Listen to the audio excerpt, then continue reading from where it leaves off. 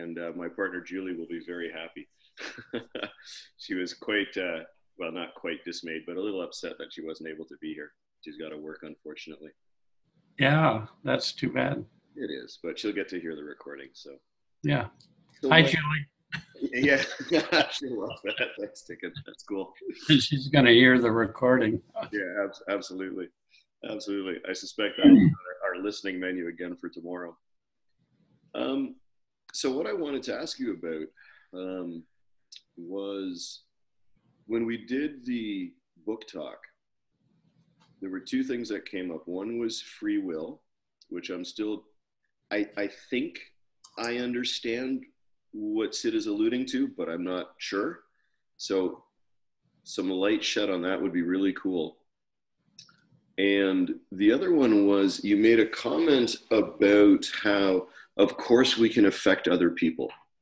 And of course, I tried to listen to it again and couldn't find that particular snippet, as so it goes, right?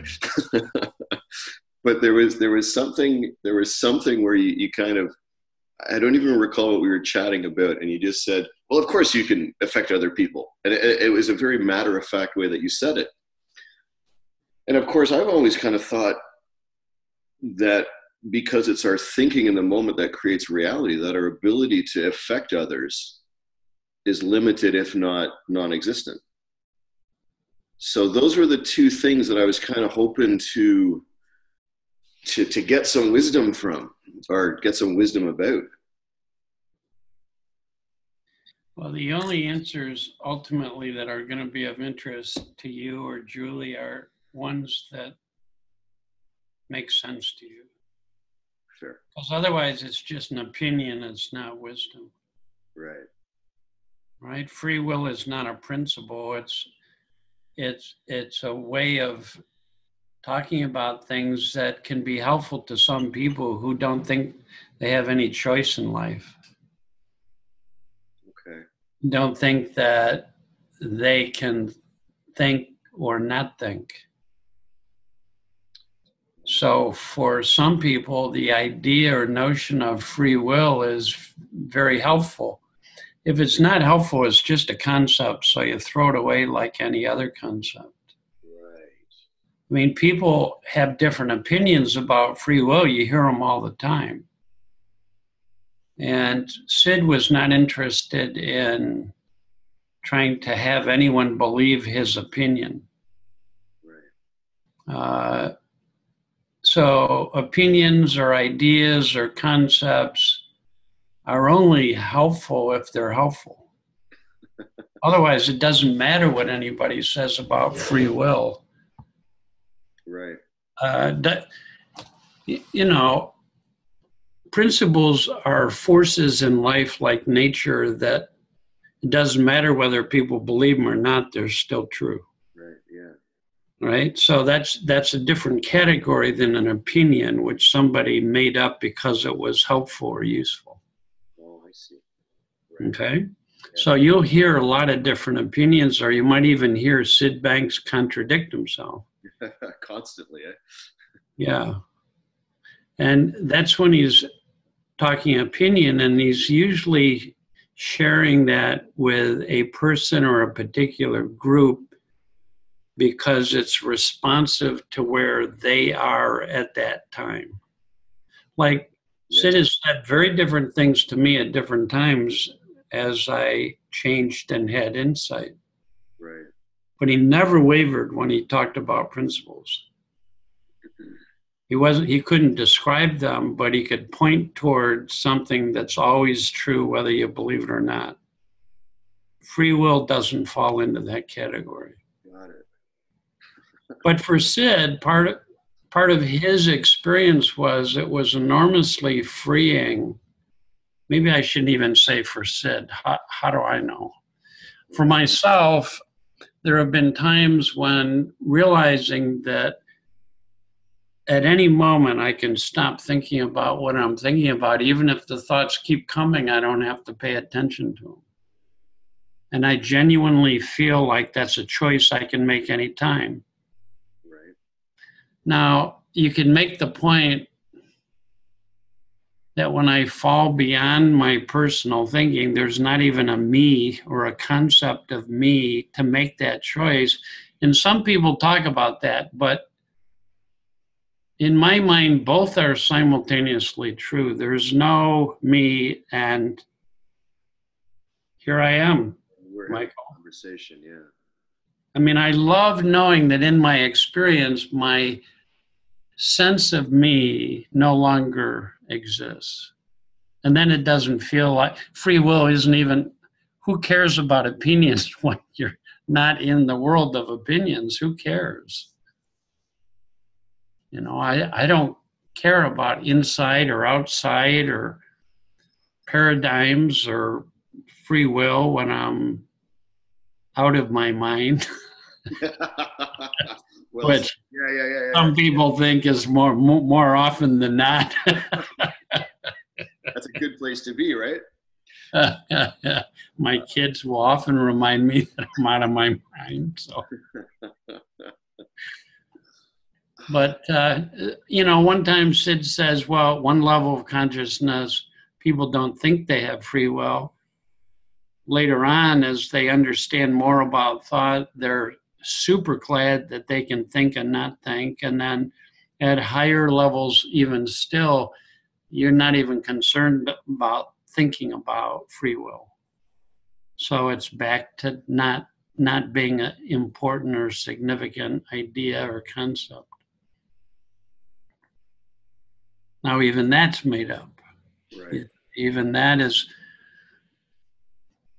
concepts are only helpful if they help people look in the direction, sort of relax out of thinking so that something new, insightful, or helpful can come to mind. So if I'm talking to someone about free will and I see it getting into their heads, I'll take it all back and say I'm wrong and forget about it. And if it helps people sort of relax about life and feel like, well, I can make choices about things if I want to, it's, I mean, it's like the physicists. They'll say this table is here, it's solid. But then they'll say in truth, it's not. Right. So which is right? I mean, both are useful. Right. Both are true in that sense. And sort of that's how I think about free will. If somebody says free will can't exist because no one is choosing, I say, well, if you're beyond thought, if you're enlightened, that's true. I agree with you. If people want to argue about free will, I'm not interested. Right. I don't care. I'll take it back as a concept. Let's talk about the principles instead. Right. Yeah, that's a helpful distinction to make, or a helpful reminder that the principles are the principles. Yes. Everything outside of the principles is opinion or concept. Everything outside. And Sid talked about things that were not principles, but they can be enormously helpful in pointing people in a direction where they experience more directly their own wisdom. If I mean, it's not like concepts are bad and wrong in and of themselves. We use concepts to communicate. Right. Concepts at their best point toward what lies beyond concepts. Then they serve a purpose. If concepts only point to other concepts, then it can become a closed loop and people can really get back and forth, one idea versus another idea, one concept versus another. A lot of the Facebook dialogues, unfortunately, often are one opinion versus another opinion. Yeah. And free will is a good example of that. Is you'll hear people become very opinionated about free will. I'm not attached to opinions about free will. I find certain things about free will helpful to me on a daily basis. So I think it's sort of fun to talk about it. But If it's not helpful to somebody, I'd rather talk about the principles than.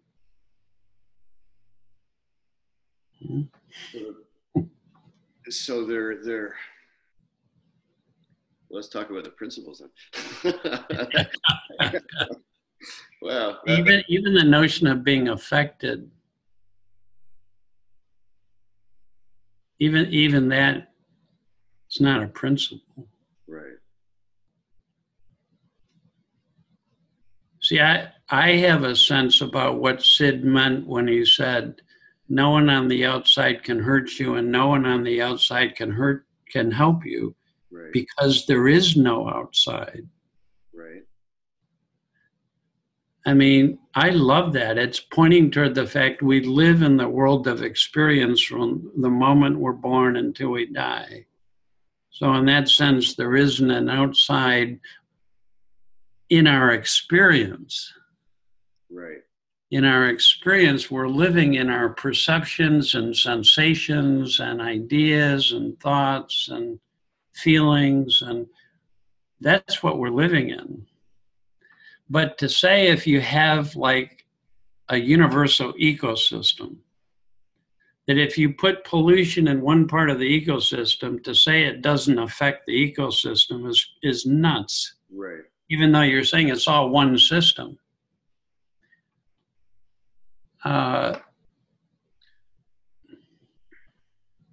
So can I interject real quick? Please. Do you think? No, I'm just talking. It's super cool. I when I asked you about this, I was like, well, this is what I wanted to clear up, like what I wanted to ask about. So you've cleared it up for me already, and I'm like, okay, let's see what else comes up. Yeah, good. If we're talking about pollution in an ecosystem, and this is, so now everything I'm thinking, I'm going, that's just a concept, not the principles. Yeah, good. No, that's good. It's helpful to be able to make that distinction. Very, very, very helpful, Michael, because people only get tripped up when they start arguing about concepts, and there's tons of things that are not principles that can get people into their intellect. I mean, I just loved when I listened to Sid. After a while, I couldn't think. Right. So obviously he was using language in a way that helped me to experience more directly what it is to experience life unmediated by ideas and concepts. Right. And how absolutely beautiful moments of real peace, joy, love, aliveness, clarity happen to everybody when they fall out of the influence of their conceptual mind. That's what the principles are trying to point toward. That's the heart of the principles, is the direct experience of life as it is, not as it's distorted and mediated by our conceptual mind. And I suppose that conceptual mind can include anything from your past or anything into your future. The notion of time and past and future are totally made up by our conceptual mind. Yeah. Right. Sorry, just to circle back for a sec, the ecosystem, we pollute one aspect, so we've got our ecosystem, we put pollution into one side of it. Do you think, and this is just something, a curiosity question, but do you think that if we're all part of one consciousness, do you think we can add and subtract to it? Like, do you think that if one person taps into the principles or the understanding, does that add to the collective consciousness? It's all one, but it's the energy is constantly forming and unforming. And this is where free will can be helpful, is that we can either use the principles to create something really beautiful, based in understanding, or we can use the principles to create a lot of misery in the world. Right. That's where Sid would say we're free thinkers. And when you begin to have insight into the nature of the mind, you begin to create something more beautiful in the ecosystem. Right. Mm. I know, like when I just realized that what I bring to my kids mattered.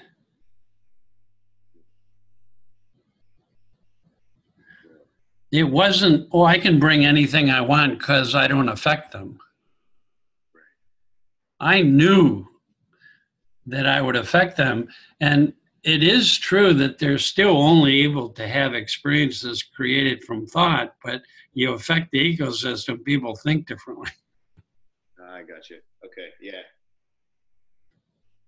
Right? So I was just knowing, it's a little bit like it's normal to have colds, but we have free will. So most often we choose not to sneeze. You don't sneeze in Julie's face when you got to sneeze. Say, Julie, come here. I got a present for you.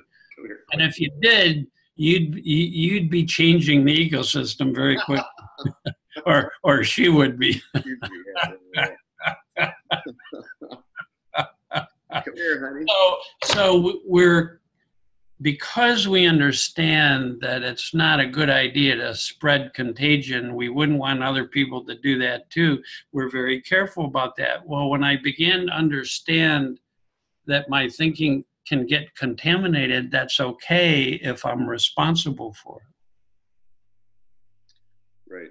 Right? That changed. I started bringing different things to my kids than I used to. Right. It no longer made sense to bring psychological contagion to my kids. Right. So overnight, my parenting changed because all I had to do is pay attention to what feeling I was in and just wait until I was in a better feeling to have important conversations with my kids. And it overnight, it changed my parenting and how I parented. And over time, boy, did they notice the difference. And finally, my kids were saying, you're different than all of our friends' parents. I say, what do you mean? He said, well, you guys never dump on us. You guys never yell at us. You guys never bring your upset and just throw it at us like we see happen in our friends' houses all the time. I said, well, I used to. I didn't know any better. I think I've learned something now that helps me to live with a little more integrity, to take more responsibility for what I bring into the world. That's why free will and affecting others didn't, I don't think Sid meant you can say anything you want to somebody because you have it that way. He was trying to make a different point and people misunderstood it. He's trying to say we live 100% in our experience. Excuse me, I gotta get some water. Yeah, absolutely, absolutely. This is very cool, by the way. If this ever gets shown beyond my partner and I, very cool. Dude's a rock star.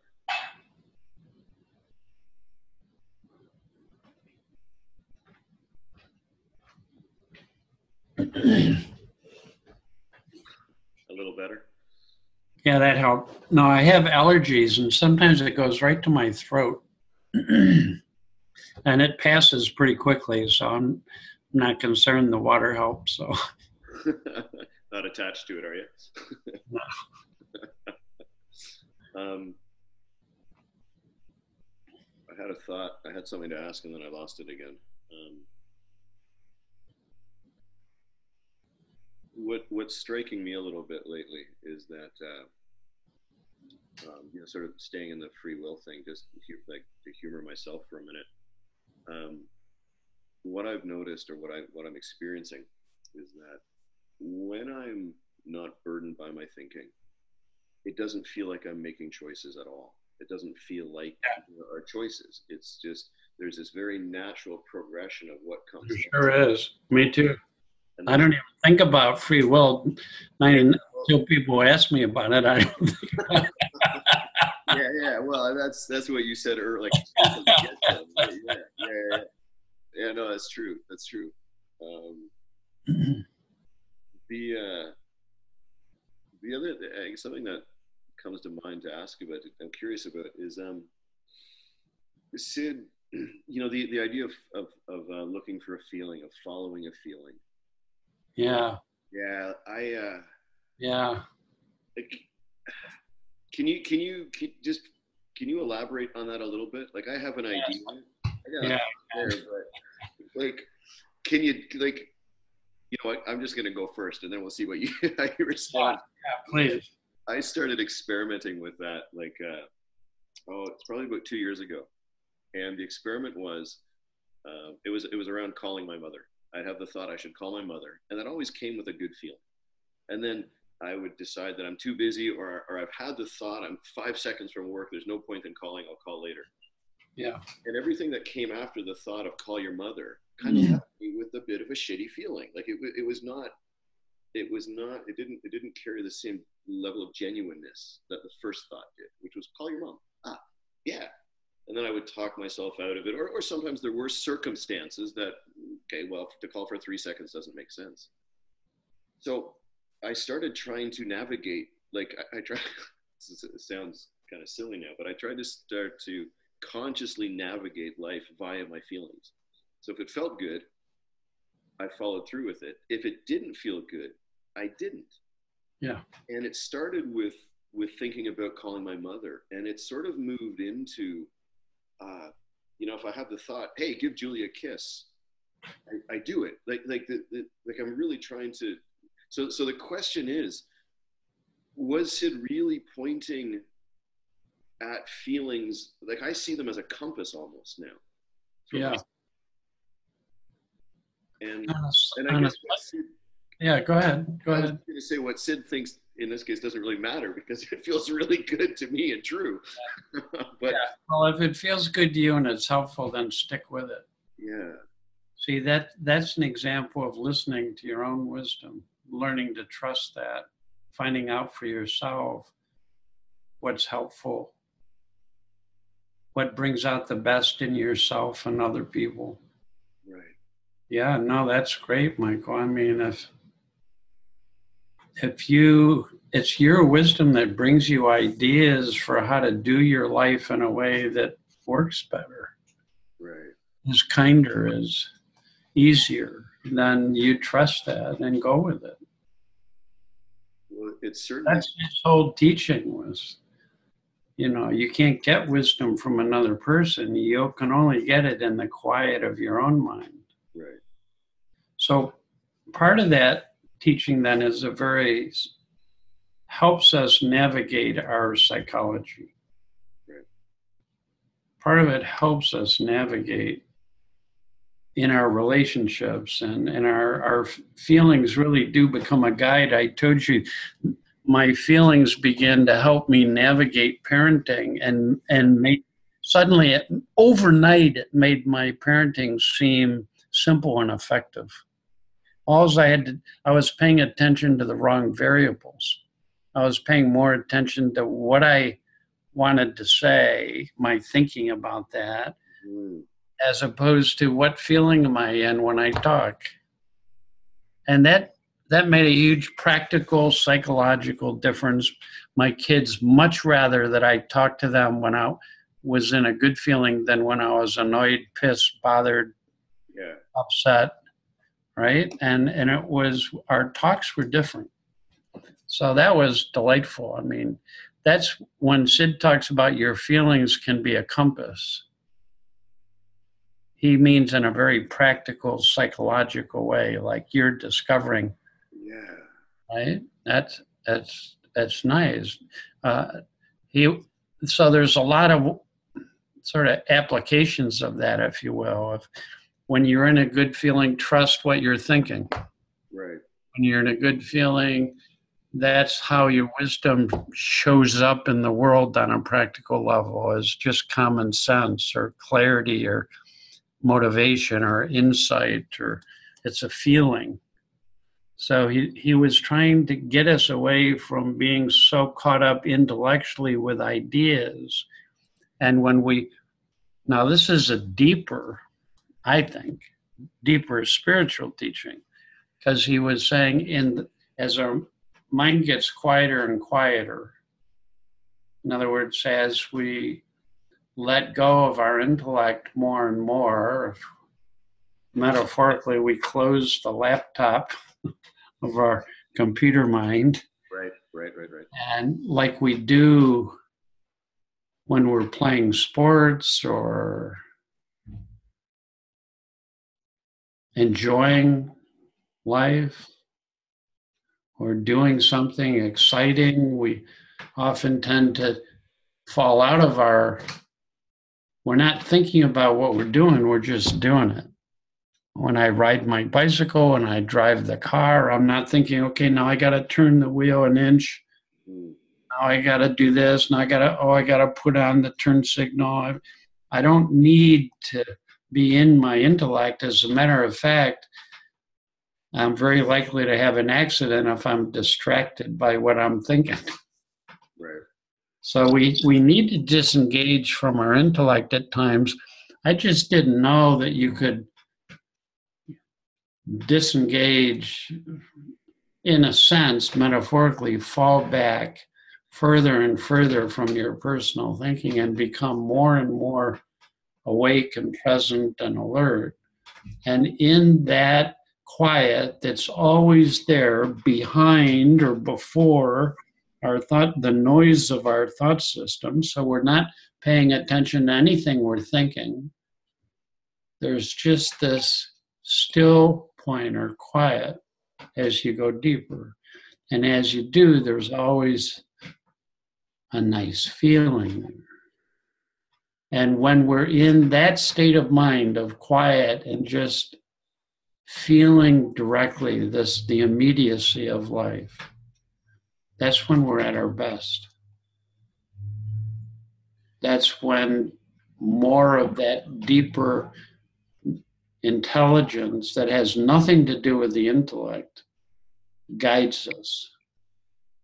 Then I'm not waiting for insight, for choice, for decisions, I'm just living insightfully from the inside. I'm living from that space without having to think about it. So I'm just naturally, with ease, responding to my wife. Yeah. Ease, just knowing when to stand up and go get a drink of water. I don't have to be constantly in my computer like I used to be. I used to spend an enormous amount of time trying to think my way through life. Well, what was just running through my mind as you were talking there, Dicken, was that we're on autopilot then. We're like, Yes. I don't know how to articulate it beyond that. We're separate from our psychology. We're on autopilot. Well, that's when Sid says you're aligned with the principles, or you have trust and faith in the principles to live you. And we just get our ego out of the way, and this deeper wisdom lives us perfectly without us having to figure out what we should do. Right. And boy, that's delightful. I joke around with my friends sometimes. I'm sure enjoying letting wisdom have her way with me today. I get out of the way, and then I just know what to do without even thinking about it, without planning, without deciding consciously, it's just wisdom is deciding, wisdom is planning, wisdom is moving me, literally moving my body. Yeah, that's actually pretty clarifying. That's pretty helpful. Do you there's one I can't remember which audio it is now, where Sid talks about, and I realize he's speaking in metaphors. He's using a computer. He's talking about floppy disks then, right? Oh, yeah. Yeah. Yeah. So he's Yeah. talking about, you want to feel sad, boop, and you put in the sad one, and boop, you want to feel, you put in the happy disk. What seems to be making sense to me right now is that we can't think our way to the happy place, but we can sure think ourselves away from it. And I don't want to sound too much like I'm looking for, approval of my thinking or, or anything like that. But it's like, it really feels like there's just nothing I can intellectually do to get to the principles, to get to that place. Yeah. It seems so clear that we do just fall in and we fall out, and all I can do, I seem to be able to keep myself there. And I'm struggling a little. It's something that Julie and I have been talking about probably too much, but is it possible to keep yourself deflated? Is it possible to resist the natural buoyancy of universal mind? Yeah, we can keep spinning out thinking that covers our well-being. Right. It's innocent. Well, that was going to be my next sort of question, right? In my mind, I've certainly experienced that many times myself in my life. Is I keep thinking about something, and it just keeps creating more psychological burden or weight. I'm bumming myself out. Yeah. And it's really innocent. If I really saw that at that moment I did have a choice, I could. But what I find mostly I don't, because I don't have enough trust and faith that if I stop thinking about this problem, wisdom will take care of it for me. So at my level of consciousness, yeah, I gotcha. Because I know as my level has gone up, I have so much trust now that if I let go of everything I'm thinking, there's no downside. Wisdom just takes over. So I can have a horrible problem. I can feel really compelled to think about it. And then on some level now, I have a little more faith and trust than I used to. Right. So I'm less inclined to feel so compelled to hold on to it. And that's changed even in the last couple of years. I feel like I have more trust and wisdom now than then, and hopefully a year from now I can say the same thing again. That's what a higher level of consciousness means, is you see thought more as a temporary creation, not as truth. And you have a deeper trust and faith and wisdom. To me, that's what a higher level of consciousness or understanding is. It's not an intellectual thing. It's through insight, you've come to have more trust in the system, how it's actually designed to work. Right. Yeah. Yeah. Don't use ego to override the system as much. Sometimes still, but becomes a matter of degree. Right. So then, once we've had an insight of what at whatever level, so my experience of it mirrors yours. Just we're different amounts of time in it.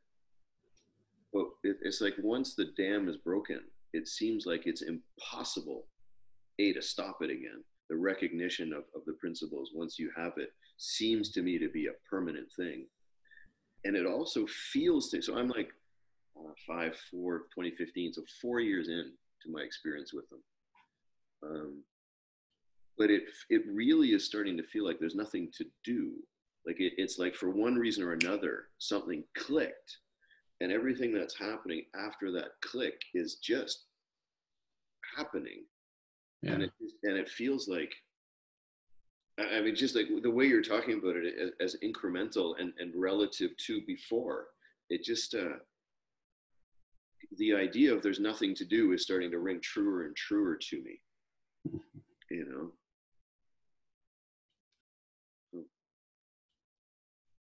Nothing to do psychologically. That's true. It's like learning how to ride a bicycle. When you first start, you're thinking about it all the time, and after a while, you're not thinking about it. You're just enjoying balance. You're enjoying riding. You do very little thinking about how to ride. So it's you know, you come to trust your abilities to ride. Yeah. The same way that you come to trust the truth of the principles. Well, you're really trusting your abilities is really you're trusting wisdom. Right. You're riding a bicycle. It's like, because it's that knowing, it's that deeper knowing that knows how to live us beautifully. I just realized that I was getting caught, or I have been getting caught sort of in a separation between physical doing and say spiritual doing. But no, it's doing it. Yeah. Yeah, it really is. Okay, so that's a game changer, man. That's cool. That's a game changer. Yeah, I didn't excuse me. Darn. I didn't yeah, okay, that's cool. I didn't really see that. Yeah. I mean, I suspected it, but I didn't know it. I feel like, okay, that's cool.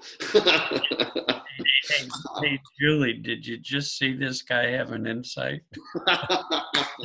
That's what it looks like. Yeah, that's kind of what it feels like too. Yeah. And now I've got nothing left to say, man. I can just sit here and ponder for a while, or better yet, just go have dinner. Yeah. Right. Yeah. So wisdom. Yeah, it really, wow. Okay. Yeah. It's absolutely 100% all encompassing. It is life force. It is every action we take. It is every thought that we have. It can't be separated from anything in life or anything we do or any, it's all part of the same. It's a little bit like, sometimes, just recently I've been thinking of wisdom. I've always loved the metaphor of the ocean. I use it in a lot of different ways, but in the ocean, you've got waves, you've got currents in the ocean, you've got depth, all the same thing.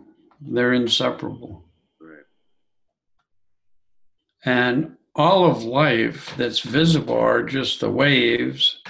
And then this movement of energy are like the currents, and the depth is like the still source out of which everything arises, including the currents. Right? So you've got stillness, you've got movement, and you've got form. Right. That's three ways of saying the principles.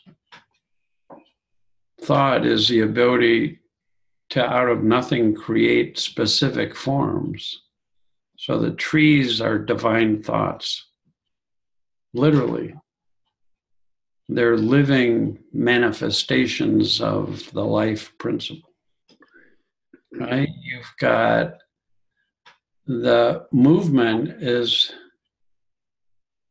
from nothing, things move into form. It's a dance. Right? And you've got a source, which is mind, which is still, but they're inseparable. They're all one. So sometimes Sid would say there's only one principle. Yeah, right. Right. Can I just the one paradigm, the stuff that Oh no. Oh goodness, Valda. Keith. Yes, Blevins. Yeah. They're no longer calling it the single paradigm. They're calling it the three principle paradigm. That pretty much answers the question. 'Cause Keith and Velda are dear friends, and it was making it sound like thought was separate and more important. so thought was, as they were coming at, so when they were, I never investigated that. Oh, So when they well, were they were just emphasizing one part okay, of the Trinity and saying, all you have to know is that thought creates feelings, thought creates experience. right. And they emphasized that, and they stayed with that until people saw that more and more deeply. Oh, I see. Got it. Right. So some people started saying, well, what other people talk about when they talk about consciousness or mind, that they're not talking about the principles. Because the principle in their mind was thought creates experience. Right. I mean, we've all been growing up, right? We all get attached to our way of teaching, and then suddenly we forget that it's just made up, right? And so we think how we teach is the right way, or that happens to everybody I know. It happened to me, certainly. So it's just nice to come back, as nobody understands the principles. There was like somebody saying, well, I understand God, and let me tell you what God is. Right? It's like no one, when Sid was on his deathbed, he says, I've never met anybody who understands the principles. Because number one, it's impossible to understand the infinite nature of life and the infinite potential and possibility of life with our intellect. So anybody say, I understand it, as if it's something the intellect can grasp and hold on to. That's not the principles. Right. So, principles are formless energy, but we can intuit. We can experientially intuit the fact that life is created. Right. And that there's formless energy and there's energy that takes form. And we can intuit that whatever is formed is created from that same energy. So we can intuit the principles. And those intuitions blows me away. They help people because we're realizing to a greater degree on an intuitive level the nature of life and how it works. The fact that we can have insight into ourselves is unbelievable, is mind-boggling. It's awareness being aware of itself. Yeah. It's mind-boggling. It's God being aware of herself. It's mind-boggling. It's God creating the possibility that we can even forget the truth of who we are.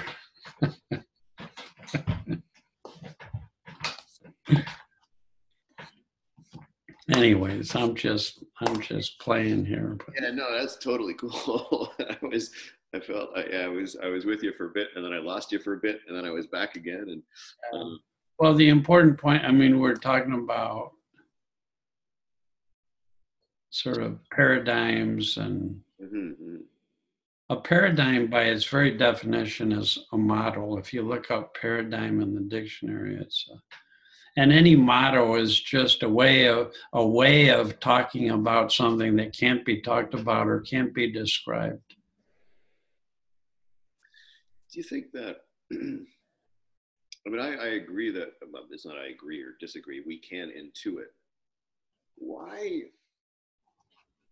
and with all due respect to your background, how did psychology get it so wrong? I'm using the word wrong, but how, like, it really seems to me like this.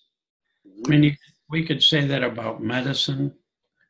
100 years ago, they'd be sawing off your leg with a saw without anesthesia and without antiseptic, and you know, cancer was a death sentence. And Yeah. I mean, it wasn't that long ago, honestly. No, It wasn't that long ago you'd go to a dentist because one of the things they would do is cut you, but to let out blood, because they thought when people had fevers, it was in the blood, so they'd let out as much as possible. Some people say Abraham Lincoln didn't die because of gunshot wounds. He died because they bled him afterwards. right. He let him out. It just, it's because that was standard practice. And Sid would just say it's an evolution. Right. So do you see it? I mean, when I first, you know, when I had my first insight, I mean, it was, you know, tears, and I was, Yeah, it was powerful stuff. And I spent the next little while kind of wandering around going, like, it was full blown, like, you know, I was 10 minutes into the Long Beach lectures, and I'm just weeping. Like, I mean, I felt like I breathed for the first time. Yeah. And then it was probably a good, I don't know, it had to have been 3 days of walking around and looking at everything like something's different. Like it was just very, very powerful.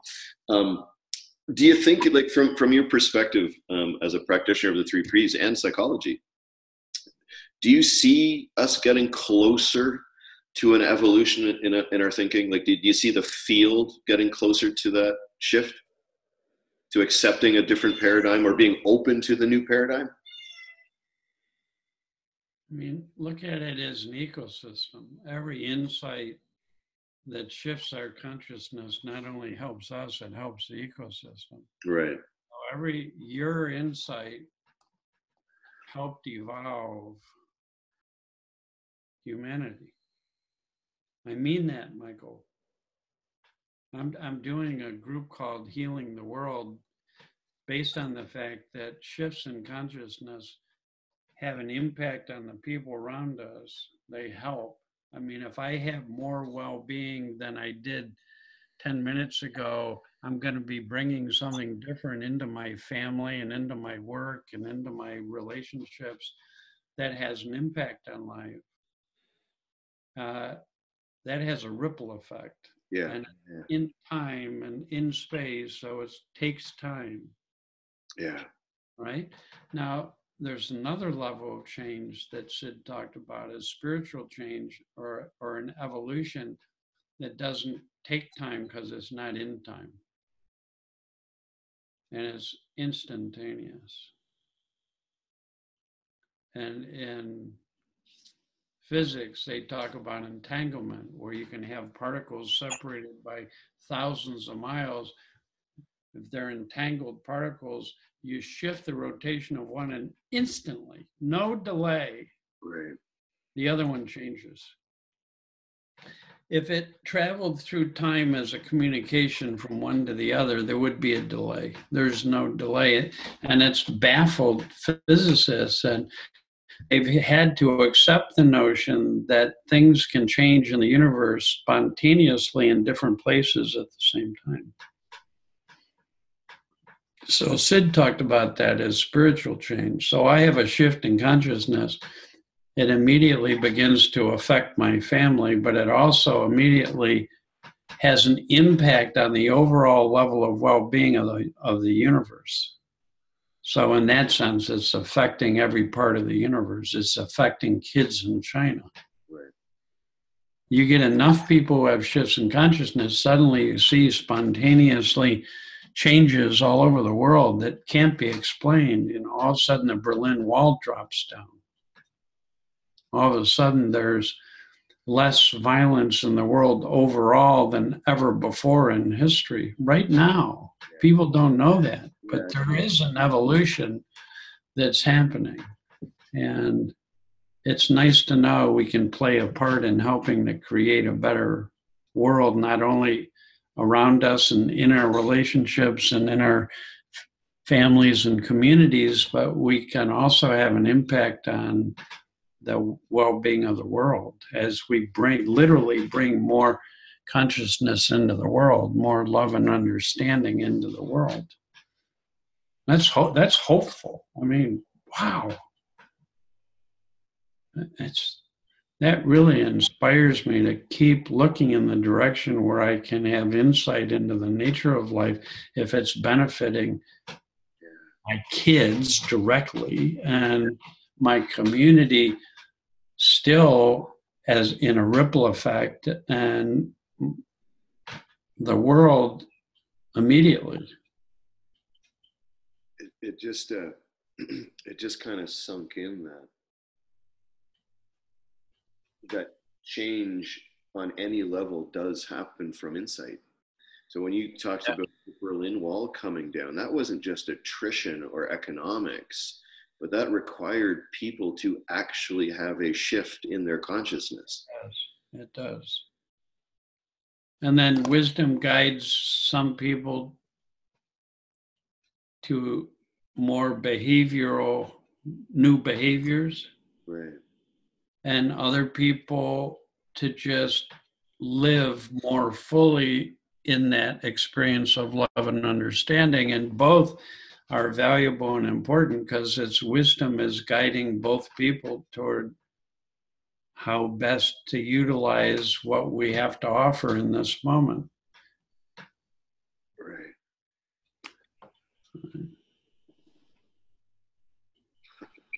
Wow. And I thought I just had two little questions. We are talking about spontaneous global change.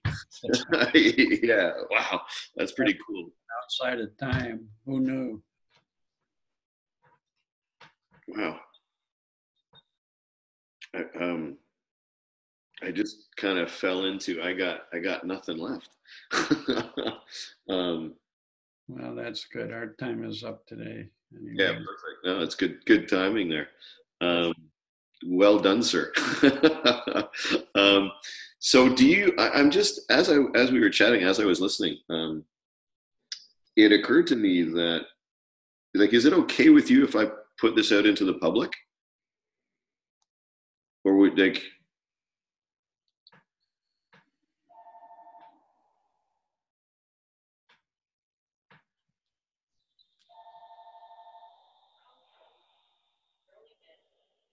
you have your group, right? yes.